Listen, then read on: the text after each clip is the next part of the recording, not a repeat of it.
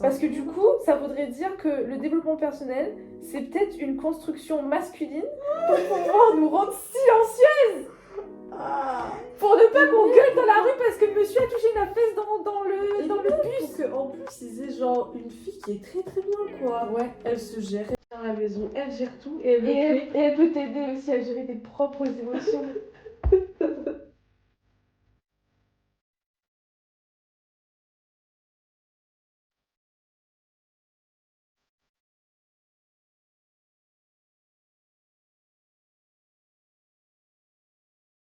Bonjour à tous et bonne année 2026. On se retrouve sur Always Book Club, le podcast, pour le premier épisode de cette année et un épisode que j'avais bien sûr toujours envie de filmer. Pour tout vous dire, j'avais déjà tourné cet épisode il y a quelques temps et en faisant le montage, je me suis rendu compte que ça ne collait plus exactement avec ce que j'essayais de dire. Donc pour vous expliquer, j'étais partie du principe que comme c'est la nouvelle année, on a forcément de nouvelles résolutions. Et pour moi, on voit beaucoup de ce genre de contenu sur internet, donc sur YouTube, Instagram, etc. Des vidéos de vision board, comment mener à bien ses goals, enfin les in and out de cette année, les reset vlogs. Et j'avais ensuite amené la chose sur un livre qui m'a intéressée et qui touche au développement personnel d'une autre manière. Le truc, c'est que lorsque j'ai fait mon montage, je me suis rendu compte que le 3/4 de ces vidéos étaient filmées par des femmes et je pense sont destinées pour des femmes. Ce qui m'a mené à une autre réflexion. Je me suis dit, mais dans ce cas-là, est-ce que c'est vraiment tout le monde qui a ce genre de vidéos dont j'ai mentionné juste avant, ou en fait est-ce que c'est destiné à une seule catégorie de la population? Ce qui a résulté en une discussion. J'ai une question existentielle.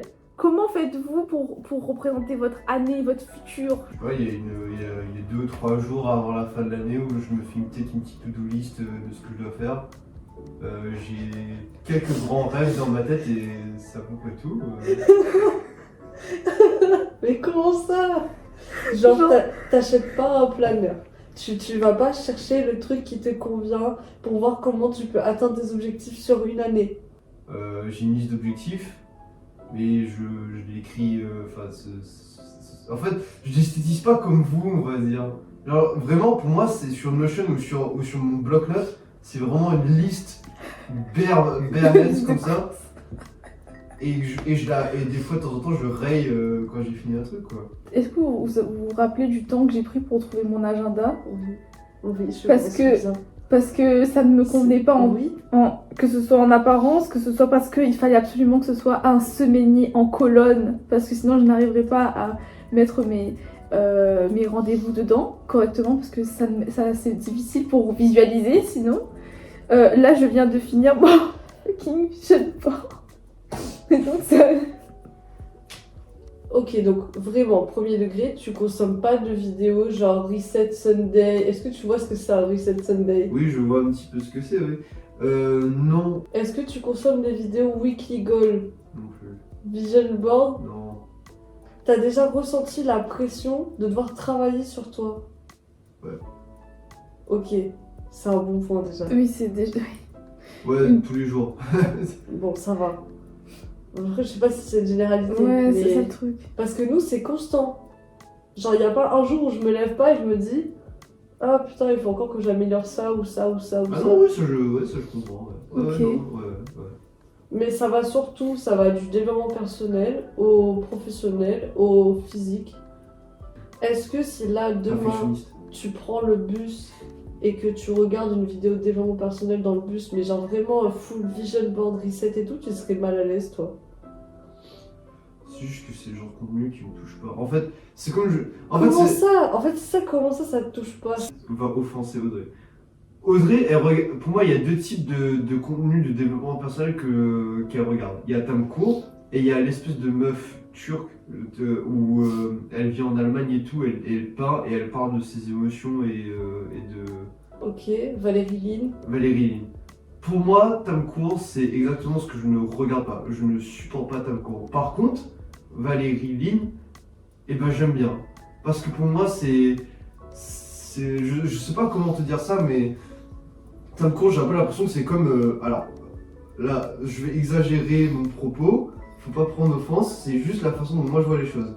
Pour moi, Tom Cruise, c'est la représentation des mêmes gars qui sont des auto-entrepreneurs, qui sont giga riches et qui te layent leurs billets devant eux en te disant mais regardez la vie, vous pouvez être comme moi si vous faites ces objectifs-là, sauf que c'est tellement plus difficile. Tandis que Valérie Lynn, il y a une certaine vulnérabilité derrière. Je dis pas que Tom Cruise n'est pas vulnérable, mais je trouve que les vidéos qui sont plus longues, où on voit son creative process, on la voit plus faire quelque chose que de juste se filmer devant une caméra et de faire quelque chose de plus travaillé déjà et de plus profond et personnel. Je trouve que ça me touche beaucoup plus et ça me pousse beaucoup plus à réfléchir sur moi-même et à faire du développement personnel plutôt que Tom Cruise. On touche un point, pour moi, c'est parce que nous, tu te rends pas compte à quel point c'est difficile pour les femmes d'avoir des figures sur lesquelles se reposer, d'avoir des meufs des qui role ont models, oui, accompli des choses de A à Z, Mm. avec toutes les portes qui se ferment, etc. parce que t'es une femme, juste parce Oui. que ça. Et Tamko, pour moi, elle représente ce truc-là, sachant qu'en plus, elle est indienne, et que c'est très dur de percer en tant que personne de couleur, tu vois. Je suis désolée, peut-être que tu vois pas l'importance qu'elle a pour nous, parce que vous avez déjà les portes un peu ouvertes, quoi. Ouais, ça je peux peut-être comprendre à la limite. Je veux dire, le trois quarts des auto-entrepreneurs, ou les entrepreneurs en général, genre Insta, etc., c'est des hommes. Mm. Donc en soi, si vous voulez chercher un homme qui a fait des trucs et qui a réussi, C'est plus pas très facile à compliqué. trouver qu'une nana qui a fait ça. On est d'accord que t'es ok pour regarder un contenu sur les émotions, mais qui soit un peu romantisé finalement, parce que j'ai pas regardé vraiment, mais c'est plus genre quotidien, cute, machin, etc. Mais pour autant, est-ce que si quelqu'un parle d'un truc sérieux, on va dire, enfin je dirais pas que l'autre c'est pas sérieux, mais si la vidéo est centrée que sur ça, du coup tu regarderais peut-être pas parce que ce serait genre confronter un peu trop violemment les émotions. Il y a des chances, ouais. En fait, c'est juste que moi, il y a des fois où genre. Mais en fait, c'est juste confronter ce genre de choses qui sont difficiles. Je sais que pour vous, vous le faites tout le temps, c'est ça que vous allez me dire de toute façon, non? Et le peu de fois où moi je le fais quand même, et bah ça fait quelque chose quand même. Mais vraiment. Il y a quand même le peu de fois, genre, Ouais. nous on est constamment en train de se demander comment faire en sorte d'être mieux, à l'écoute, d'être bien, d'avoir une bonne santé mentale, Ah non, mais de faire assez de Mais je le sport. fais tous les matins, mais je veux dire, en fait, disons que ces vidéos-là changent totalement la course de mon mood dans la journée, en fait. Oui. Je suis un peu En fait, choquée. c'est surprenant parce que nous on n'est pas habitués à ça. Genre, on voit très bien, nous on est habitués justement Après, c'est à une forme parler de nos émotions c'est de une forme ouf. de privilège aussi pour moi de pouvoir éviter ce genre de vidéos, je pense. Bah oui, Oui, c'est un clairement une Mais, forme de privilège. Parce que le truc c'est que sinon, si on éviterait ce genre de vidéos, on serait, à mon sens, beaucoup moins dans la gestion de nos émotions parce qu'on serait pas au courant de l'identification de ces émotions-là et du Oui. coup de comment peut-être passer au-dessus, avancer, vivre Ouais. avec ces émotions-là. C'est ça. Et du coup, on serait dans un monde où, comme à l'époque, où on traitait les femmes d'hystériques parce que, justement, ce flot d'émotions-là, il faut bien qu'il sorte à un moment donné. Et pour autant, je me dis, il faut qu'on trouve un juste milieu, nous aussi, parce que le problème, c'est qu'on va devenir trop calme. Ouais.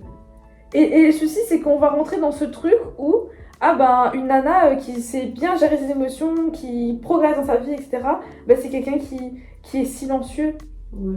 C'est un peu révoltant. Ça- Parce que du coup, ça voudrait dire que le développement personnel, c'est peut-être une construction masculine pour pouvoir nous rendre silencieuses.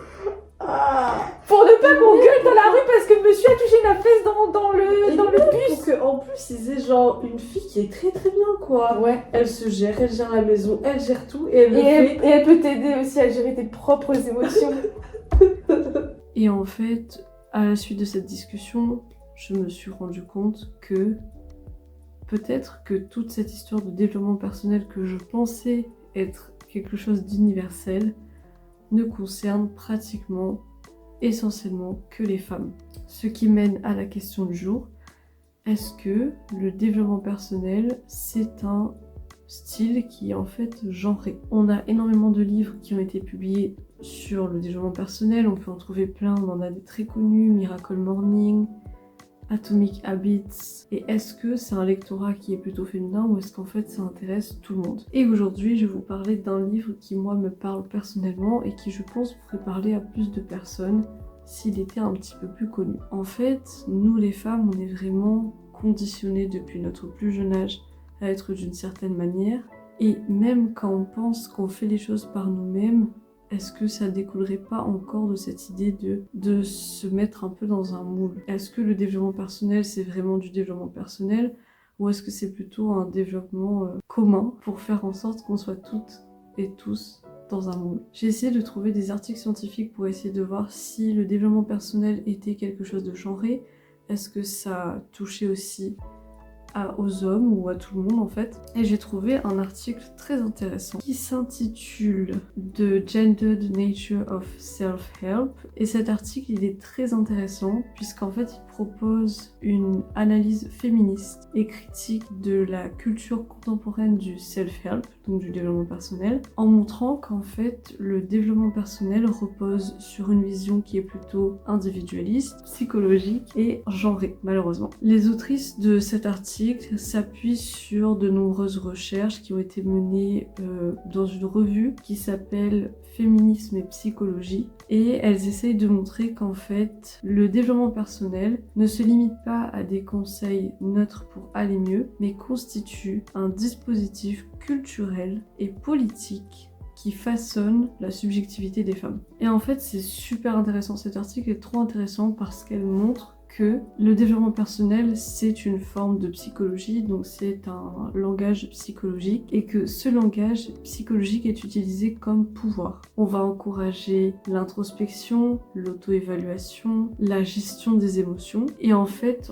dans un sens on est soumis à une sorte d'obligation morale qui est celle de se transformer. Et ce qui est très intéressant c'est qu'en fait les premiers ouvrages avaient été écrits pour les hommes. Et très rapidement, cet ouvrage a été lu par plus de femmes que d'hommes. La féminité, selon cet article, avait été longtemps vue comme une sorte de pathologie. Et donc, ainsi, le développement personnel servait pour montrer aux femmes qu'il était important de corriger leurs traits, apprendre à gérer les émotions. Si je reviens à mon sujet, je trouve que c'est super intéressant parce qu'en fait, nous, sur une année, pour la plupart, on a quand même un peu ces vidéos qui vont venir sur nos feeds.